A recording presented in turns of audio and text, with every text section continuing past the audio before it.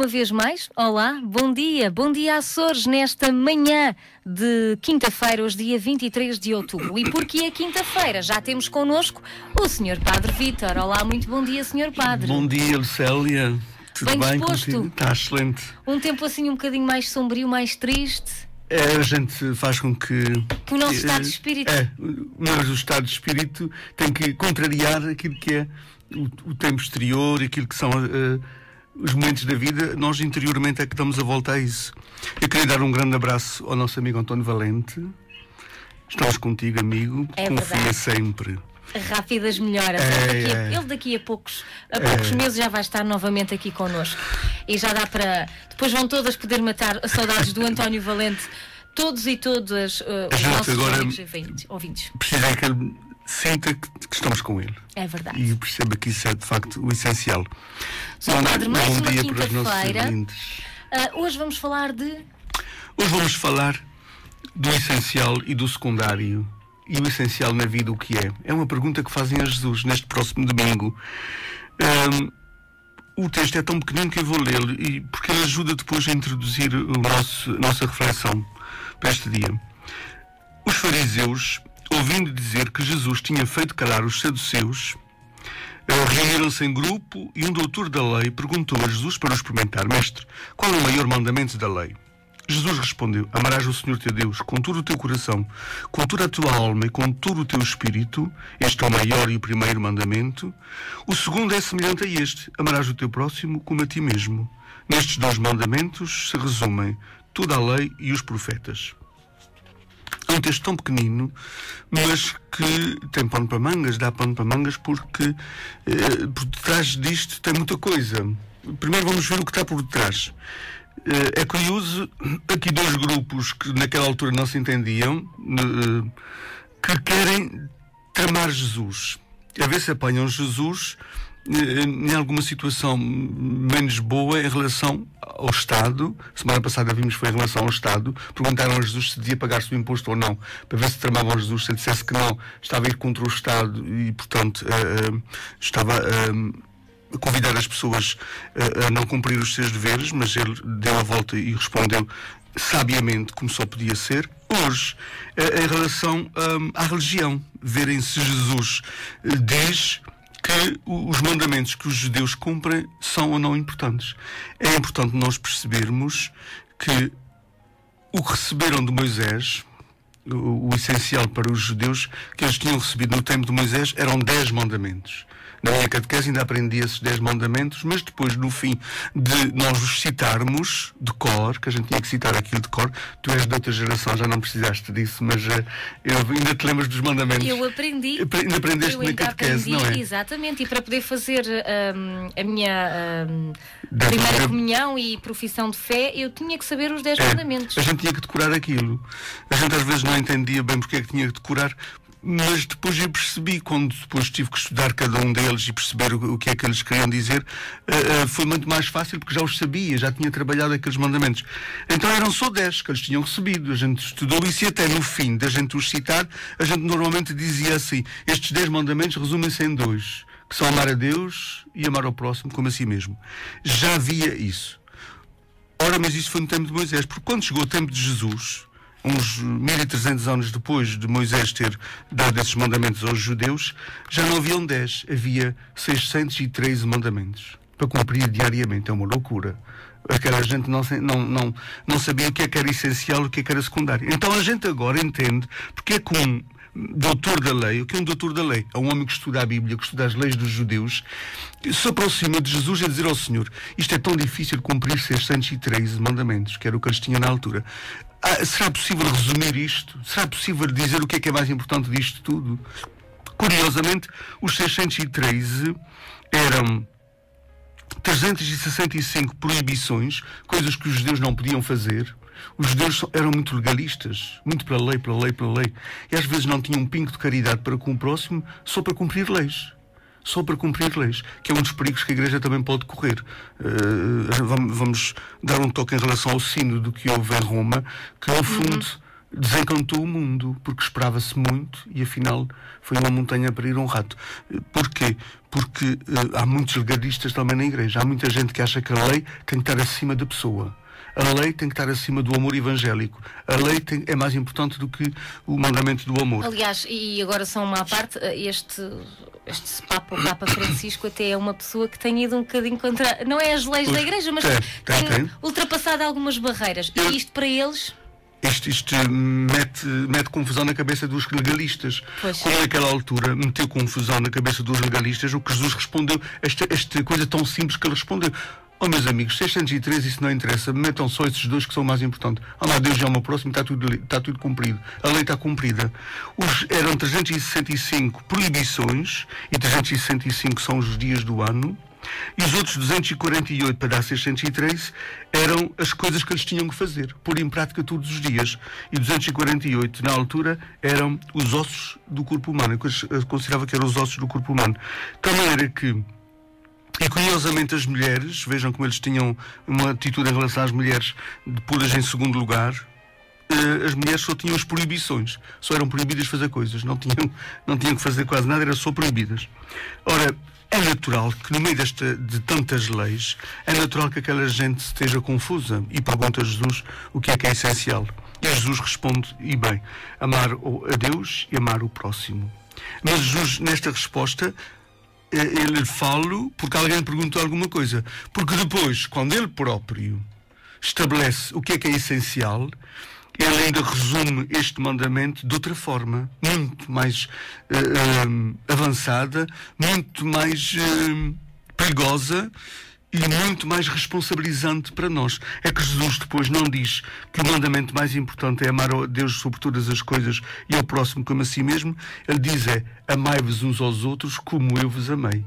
Estás a ver? E daqui ele tira Deus. No mandamento de Jesus, se reparares, amai-vos uns aos outros como eu vos amei, a gente pergunta onde é que está Deus, que era o primeiro. Não está. Porque quando eu amo o próximo, já está lá Deus. Já está nesse sentimento, nessa relação, já está aí Deus. Porque é muito fácil eu dizer que amo muito a Nosso Senhor, e depois não amo o próximo. Isso é muito fácil. Nós corremos esse risco. Eu digo isso tantas vezes para as pessoas perceberem a gravidade da situação. Nós temos uma devoção extraordinária ao Santíssimo Sacramento, um sacrário numa igreja. Quando há uma profanação de um sacrário, até atos de desagravo, há orações que se fazem para desagravar aquele ato de vandalismo ou de profanação. Isso que se chama vandalismo, é profanação, porque é uma coisa sagrada que foi violentada. E o próximo? Como é que é? É só o sacrário, é só o Nosso Senhor que está no sacrário que eu amo sobre todas as coisas. E o próximo? E a minha língua em relação ao próximo? E os meus sentimentos que eu tenho muitas vezes terríveis em relação ao próximo? O próximo é tão Deus como o Santíssimo Sacramento. Quem não entender isto não é cristão. Não é cristão no sentido de pertencer a Jesus Cristo, porque foi Ele que nos ensinou isto. Amai-vos uns aos outros como eu vos amei. Ele está a pôr o homem acima de tudo, o ser humano acima de tudo. Eu tenho uma devoção extraordinária ao Santíssimo Sacramento, mas estou mal com fulano, com ciclano, com beltrano, tenho ódio a esta ou aquela pessoa porque me fez isto um dia na vida e eu não consigo ultrapassar isso. Por amor de Deus, pá, trata do teu coração. O teu coração está doente. O teu coração está doente, não pode ser. A gente não pode ter muita devoção para cima e não ter para o lado. Não tratamos bem os outros e depois vamos adorar a Deus. Isso não tem lógica nenhuma, isso é um facto.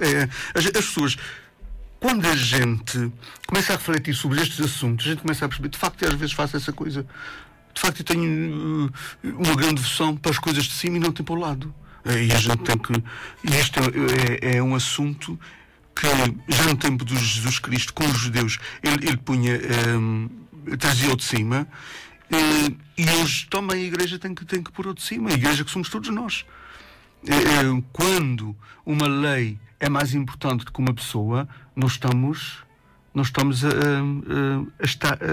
como no tempo de Jesus, aquilo que ele criticou, aquilo que ele não aceitou. O amor não é fácil, nós sabemos, o amor não é fácil. É uma dimensão da vida essencial. O essencial na vida é o amor.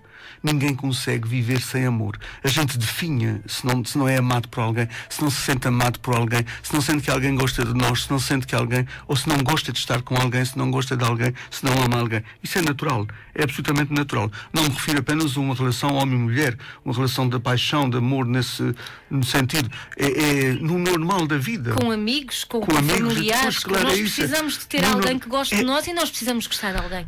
Dependência é devido às minhas carências ou é porque eu preciso dela? Se eu preciso, não é amor. Eu digo, e é uma reflexão que eu faço muito, eu não preciso de Deus para nada. Já reparaste? Eu não preciso de Deus para nada. Eu acordo, fiz análises esta semana, acordo, vou ao médico, as análises dão-me um resultado que eu não esperava, uma coisa grave. Deus não me livra disso. Vamos ao médico? Temos que resolver de outra maneira. Nós de repente estamos a dormir, acontece um sismo, que as nossas ilhas são assim, cai uma coisa em cima, Deus não me livra de morrer ou de ficar ferido. Deus não me livra do meio de estar a conduzir e de repente uma chuva torrencial e inundação e o meu carro vai por aí abaixo. Deus não me livra disso. Deus, para que é que eu preciso de Deus? Deus não me dá o pão para a mesa, Deus não me dá a saúde, eu não preciso de Deus para nada. Mas é por isso que eu o amo. Porque eu não preciso dele para nada. Se eu precisasse de Deus para alguma coisa, eu era interesseiro na minha relação com ele. Eu não preciso de Deus precisamente para nada. Por isso é que eu o amo. Se eu amar as pessoas porque preciso delas, eu estou a ser um interesseiro de primeira. Um interesseiro de primeira. Deus não me resolve os meus problemas, por isso é que eu o amo. Deus não se mete na minha vida, por isso é que eu o amo. Deus respeita a minha liberdade, por isso é que eu o amo. Eu posso fazer as neiras e Deus continua a amar-me, por isso é que eu o amo. E em relação às pessoas tem que ser da mesma forma. Tem que ser da mesma forma. Eu não posso amar uma pessoa só quando ela me agrada, só quando ela faz as coisas que eu gosto. O nosso grande problema nos amores deste mundo, não me refiro só ao casal, nos amores deste mundo, é nós criamos expectativas em relação às pessoas. E se essas expectativas são defraudadas, nós desencantamos-nos com as pessoas. E quase que deixamos de as amar. Ou ficamos assim um bocado... Quem tem expectativa sobre alguém não está à mão desse alguém. Não está à mão desse alguém. Um treinador tem expectativas sobre a sua equipa. Um treinador tem expectativas sobre o seu atleta que tem que dar o seu melhor. Mas aquilo não é por amor, é uma questão profissional. Agora eu não posso ter expectativas sobre as pessoas que eu amo. Tu tens que ser assim, assim, assim. Tens que conseguir isto, isto e isto para poderes entrar no meu patamar de amor. Não, o amor é um risco. Eu quando amo uma pessoa, eu amo a pessoa tal qual ela é, não como eu gostaria que ela fosse. Com todos os seus defeitos e as suas virtudes. E não como eu tenho na minha cabeça. Nós muitas vezes amamos pessoas que temos na nossa cabeça e não as pessoas que estão à nossa frente, à nossa volta, na nossa nós vida. Nós idealizamos a pessoa perfeita e depois constatamos que de facto não existe. Não existe. A gente vai estar constantemente desencantado se a gente tiver expectativas sobre as pessoas. Porque as pessoas ideais não existem. Existem pessoas reais, como eu também sou uma pessoa real. Nós somos pessoas reais, nós também falhamos. Eu gosto que me perdoam quando eu falho. Portanto, quando os outros falham, eu também tenho que ter a mesma atitude. Eu também tenho que ter a mesma atitude. E o nosso problema para cima está resolvido em relação a Deus. Eu posso pintar 30 por uma linha, posso fazer o que eu quiser, Deus vai continuar a amar-me, porque é só isso que Ele sabe fazer. Em relação ao próximo, eu tenho que dar grandes passos de gigante, porque por qualquer coisa, muitas vezes, a gente põe em causa uma relação. Por qualquer coisa, a gente falha numa relação. Por qualquer coisa, a gente duvida da pessoa. Nós não podemos, de maneira nenhuma, pôr as pessoas em patamares acima dos nos altares, pensando que elas são aquilo que eu idealizei. Não, as pessoas são o que realmente são. E isso é importante a gente ter em conta. As pessoas são o que realmente são. Um casamento. Uma pessoa não se casa com um anjo, casa-se com uma pessoa. Os anjos nem precisam de comungar, nem precisam. Os anjos já são perfeitos. Já são perfeitos. Nós estamos em caminho. E a falarmos no casamento, dizem mesmo que é para os bons e para os maus momentos. Já diz, não podemos... O compromisso não é o padre que o diz, não é a igreja que o diz, é a própria pessoa que diz. Na alegria, na tristeza, na saúde e na doença. Na alegria, na tristeza, na saúde e na doença. Nós não podemos amar uma pessoa só quando ela é boa. Quando ela traz ao de cima as suas fragilidades, a gente já fica... Não pode ser. Não pode ser. Eu não vou para nenhum exemplo da minha casa, da minha família. Os meus pais ensinaram-nos tanto, mas uma das coisas que nos ensinaram foi o O ter paciência, o amor tem que ter paciência. De aceitação do outro. O amor dói, amar dói. Amar dói profundamente. Em Jesus doeu tanto que foi até à cruz. Mas isto é que é o amor. Não há amor sem dor. É natural. Eu não vou procurar a dor para dizer que estou amando muito e vou procurar a dor. Não. É encarar as dores da vida, as dores da relação, as dores das fragilidades do outro e das minhas fragilidades, e com tudo isso crescer. Amar dói. A minha mãe usava uma expressão em relação ao meu pai. O meu pai tinha problemas de bebida. Teve 30 anos que a minha mãe teve que suportar situações bastante graves. Nunca de violência física, mas uma pressão psicológica absolutamente devastadora e destruidora. A minha mãe aguentou muito, mas quando a gente pensava que aquilo ia arrebentar, a minha mãe dizia: ó João, é preciso ter paciência, e depois dizia de corno, quer seja, é preciso ter uma paciência infinita para te suportar. Mas ela não desistiu. E foi esta paciência da minha mãe, eu acredito, que levou o meu pai um dia a tomar uma decisão de deixar de beber. E ele deu-lhe depois 20 anos maravilhosos. 20 anos maravilhosos. A minha mãe não desistiu dele. E ele quase que compensou-a depois com a nova atitude na sua vida. E de facto acabaram tão amorosos um com o outro. Isso é que é amor. Percebes? Eu acho isso tão bonito. Porque isso ensinou-me. Foi a minha família, era esta. Era esta a minha família. Era este o meu pai, era esta a minha mãe. Foi assim que eles resolveram a sua situação. Que não é fácil lidar com um homem que é dependente do álcool. Não é fácil. E eu não tenho que obrigá-lo. Deus, se eu tenho uma dependência, se eu tenho um problema grave, Deus não me ama menos por causa disso, ou não me deixa de amar por causa disso. Ele continua a amar-me tão loucamente, que é este amor tão louco que Ele tem por mim, que me vai fazer perceber: epá, tenho que mudar isto. Eu não tenho que amar uma pessoa para moldá-la, dizer assim: tu tens que ser assim para eu te amar mais. Não. Eu tenho que amá-la tal qual ela é, e ela, sentindo-se amada, vai perceber: epá, isto está fazendo sofrer a minha mulher, isto está fazendo sofrer o meu marido, eu tenho que dar a volta a isto. Porque ele se sente amado, porque ela se sente amada, é que dá a volta à situação. Não é para se sentir amado, para ser amado, não. Se tu deixares isso, eu vou-te amar mais, não. Portanto, esta questão do amor, o amor dói, o amor que não seja amor superficial, atenção. Nós vivemos numa altura em que se ama a superfície, à flor da pele. Ama-se à flor da pele. Quando há alguma coisa que não estava previsto naquele esquema que eu tenho na minha cabeça de amor, que é um esquema muito simplório, pronto, deixamos de amar. Eu não entendo como é que uma pessoa pode estar apaixonada por outra loucamente e depois desapaixonar-se assim tão rapidamente. Não entendo como é que isso funciona. O padre é padre. Não quer dizer que a gente também lida com pessoas que aguentam vidas inteiras, coisas muito maiores do que outros que à primeira dificuldade já desistem. Onde é que está o verdadeiro amor? Aquele que desistiu ou aquele que aguentou? Aguentou porque não tinha outra hipótese. Não é bem assim. O amor é que é muito maior do que a gente às vezes o pinta e o imagina. Jesus aguentou até ao fim. Não desistiu. Jesus não desistiu. Porquê é que ele é modelo para mim? É porque ele não desistiu. Ele não desistiu. E isto é que é uma loucura. Faz-me perceber a loucura do amor que Deus tem por mim. Ele não desistiu de mim. Ele não desiste de nós. E se for preciso chegar à cruz para isto, pois vamos até à cruz. Vamos até à cruz. E isto é que devia ser para nós a referência aqui dentro da nossa cabeça, quando nas nossas relações uns com os outros alguma coisa me dá a tentação de desistir. Quando eu, porque sou cristão e tenho a tentação de desistir de uma pessoa porque ela me fez isto ou aquilo, eu tenho que pôr logo na minha cabeça Cristo. Ele não desistiu, pá. Ele não desistiu de mim.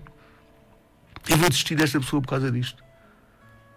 Eu vejo muitas pessoas que deixam maridos ou esposas porque elas lhe traíram uma vez. Mas graças a Deus que eu vejo muita gente que depois de uma traição continua a dizer: mas eu quero amar-te ainda.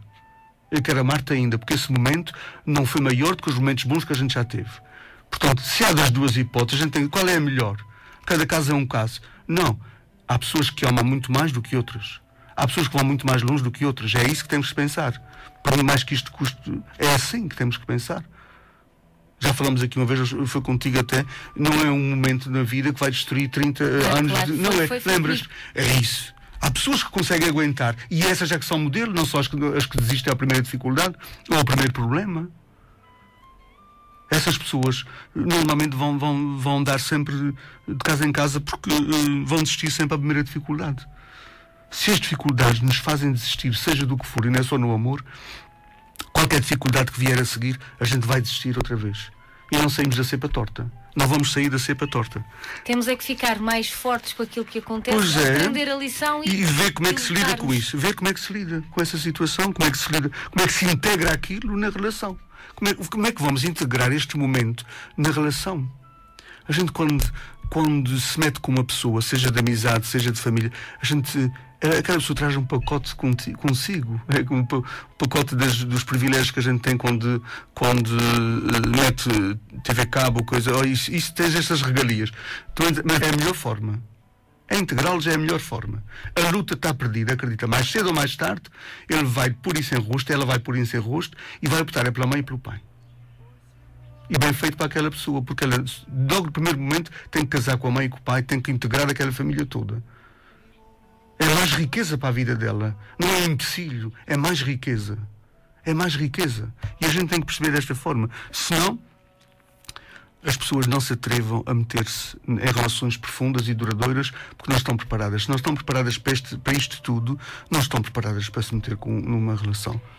Não é amor e uma cabana, que isso já não existe. O elo de ligação mais forte que pode haver é entre uma mãe e um filho. Ou entre um pai e um filho. É, absolutamente. Mais a mãe com o rapaz e o pai com a rapariga, normalmente. Não quer dizer que o outro cônjuge não tenha uma relação profunda, mas é mais assim. Portanto, uma rapariga que se mete com o rapaz sabe que tem que integrar ali a mãe dele, porque ele tem uma relação umbilical com aquela mãe que não vai de maneira nenhuma pôr de parte se ele é um bom filho. Não vai pôr de parte.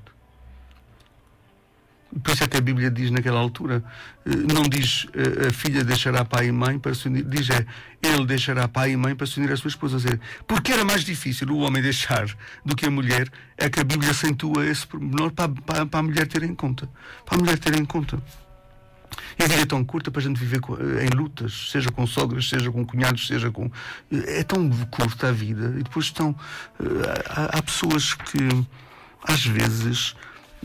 precisavam de dramas maiores nas suas vidas para perceber a futilidade da vida que têm quando vivem uma vida constante a brigar com alguém. Isso é uma vida fútil. Vê drama. Se ela tivesse um drama maior na sua vida, ela ia empenhar-se de tal maneira naquele drama que ia perceber que as outras lutas que tinha na vida eram lutas inglórias, desnecessárias. E isso tem que nos fazer pensar. E depois o amor também mete o perdão. Terminamos já, mete o perdão, que é fundamental. São dois ingredientes do coração, o amor e o perdão. E os dois são necessários. Deus ama-nos porque nos perdoa e constantemente a perdoar-nos. E a gente tem que ter a mesma atitude em relação aos outros.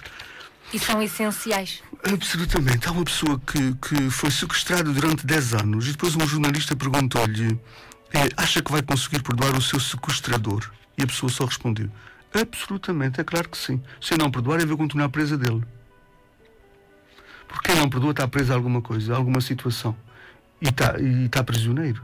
Quando eu não perdoo, eu estou tomando veneno, pensando que o outro é que vai morrer com ele. Mas não, eu é que estou morrendo aos poucos. O perdão mata o não perdoar mata o coração. Atrofia o coração.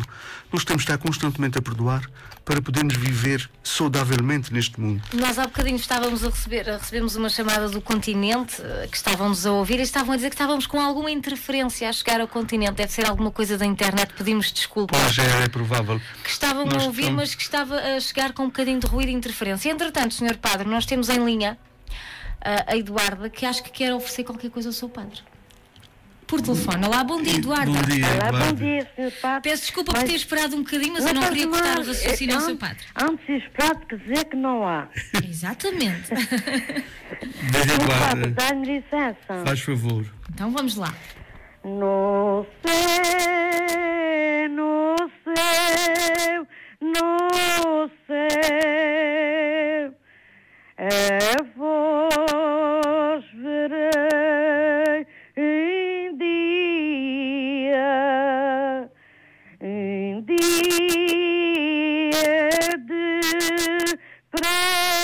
prazer, em dia de alegria.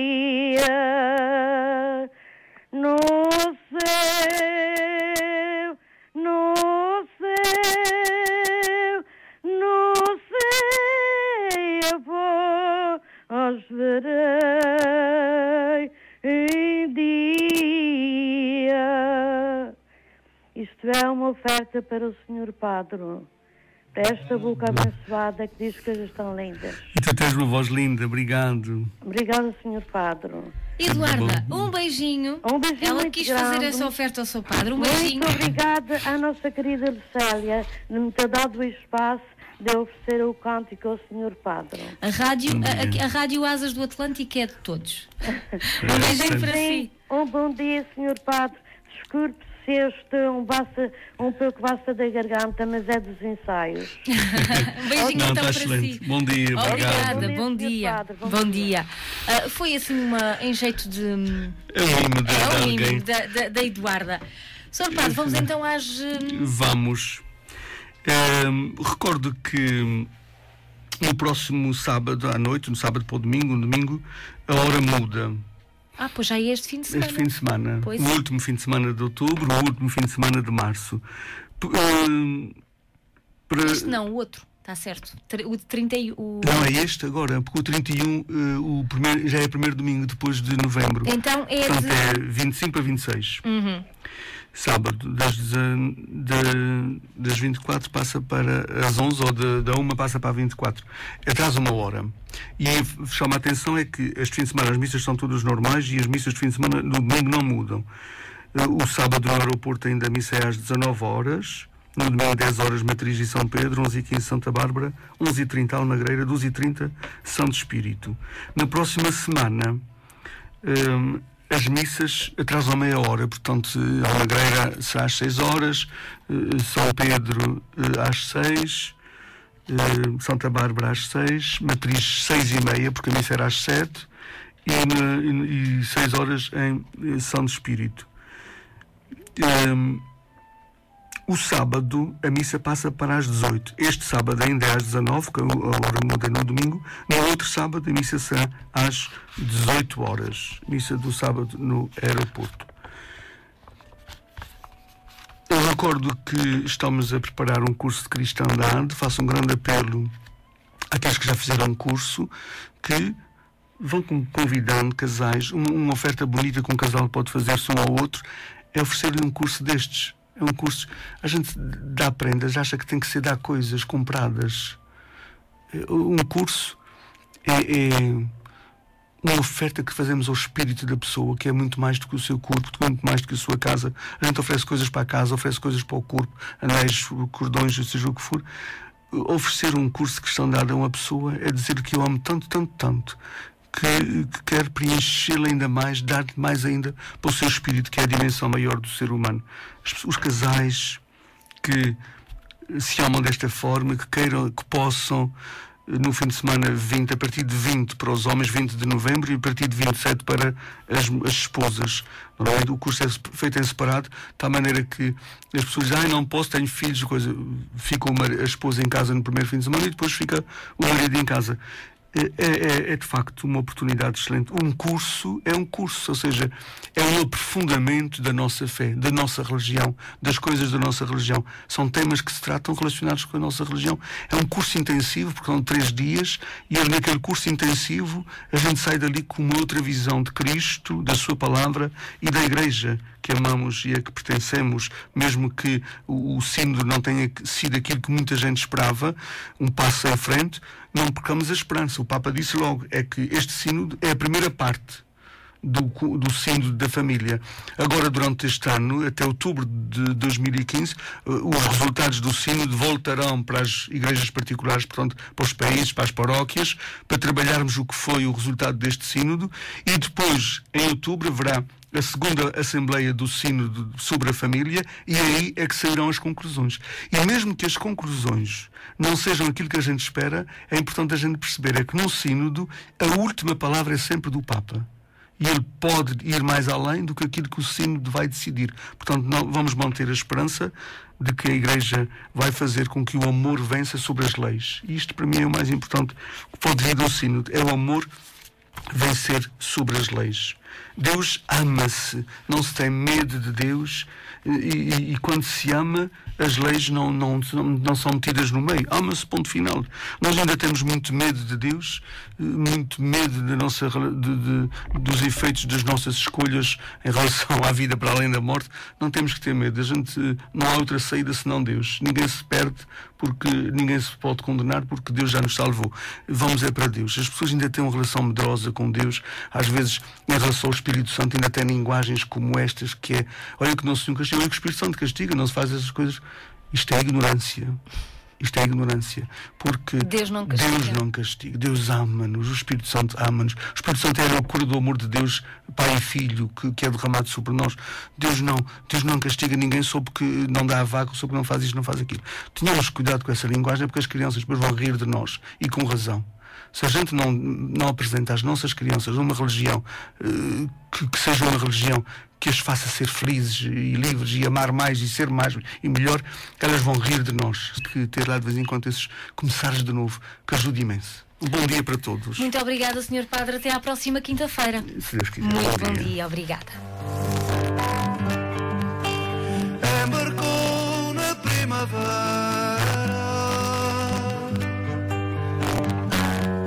por trás do longínquo olhar.